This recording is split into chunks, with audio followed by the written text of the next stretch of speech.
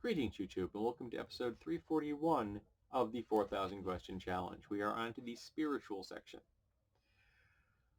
Who made the world and who made God? Well, I don't believe in divine creation. I believe that the gods are manifestations of our own spiritual energy, that the gods exist because we exist, and we exist because the gods exist. It's kind of a feedback loop kind of thing.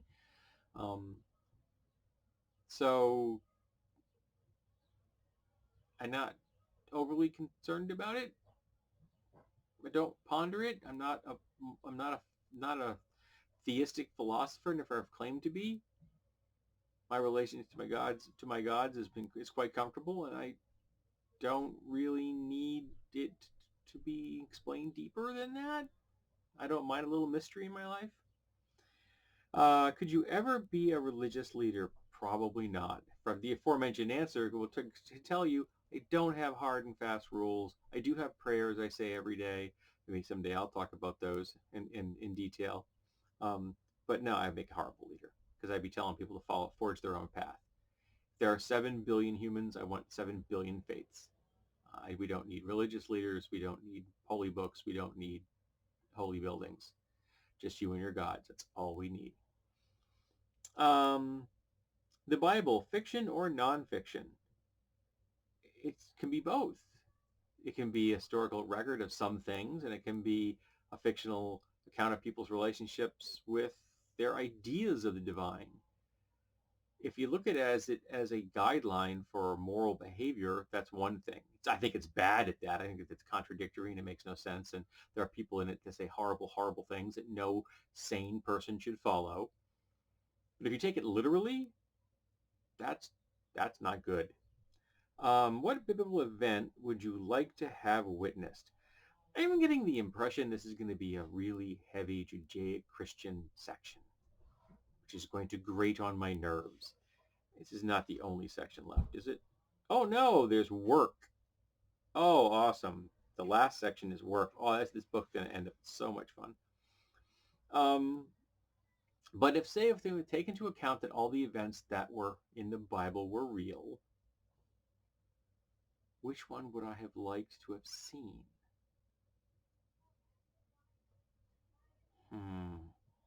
Jesus walking on water. That would have been cool. Do you have a special memory of Sunday school or confirmation? Oh, yes, very Christian-centric. This woman's supposed to be reportedly supposed to be a Buddhist. I don't know. My memories of Sunday school are mostly with my grandmother because she helped take care of the kids during the church ceremonies.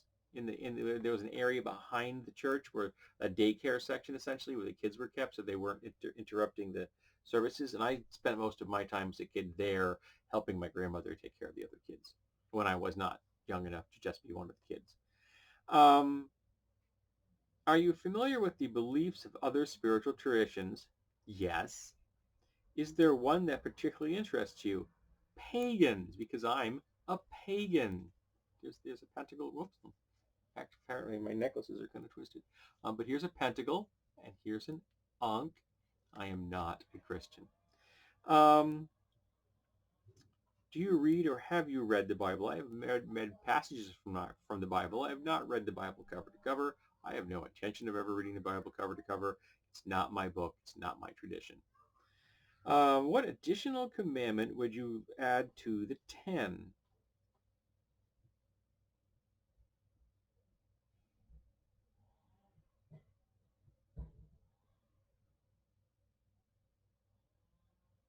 Hmm.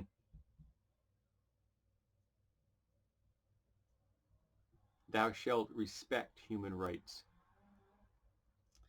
If someone or something does not fit your system of beliefs, what do you do?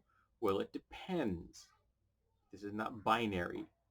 So if, for example, someone has a deeply held belief that those people over there are not of our faith and we should kill them, I oppose that belief.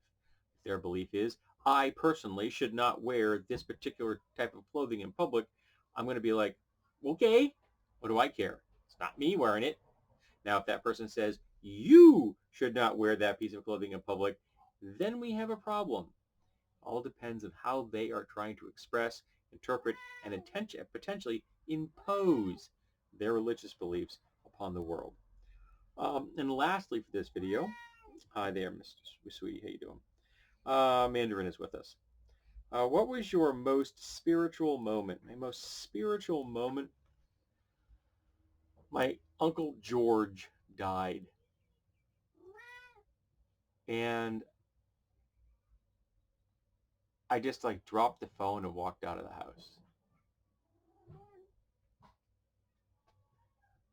And I used, there was this part of this old section of the street. It was like, how there were a few houses on it, but mostly it was a development that had never taken off, so it was mostly empty. It was near a highway overpass, and so it was not populated by many people or cars or anything. So it was very lonely out there. It was a place where I would frequently walk at night when I was a teenager. And there was a wind, and I just howled with the wind. There weren't words. It was just animal anger and pain, and the wind howled with me. And there was a point where I didn't know where I started and where the wind began.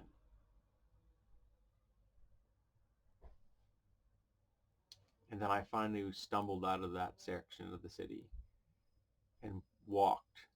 Part of my brain told me how to find my friend Richard. And I walked into the church he was in, because he was in the choir.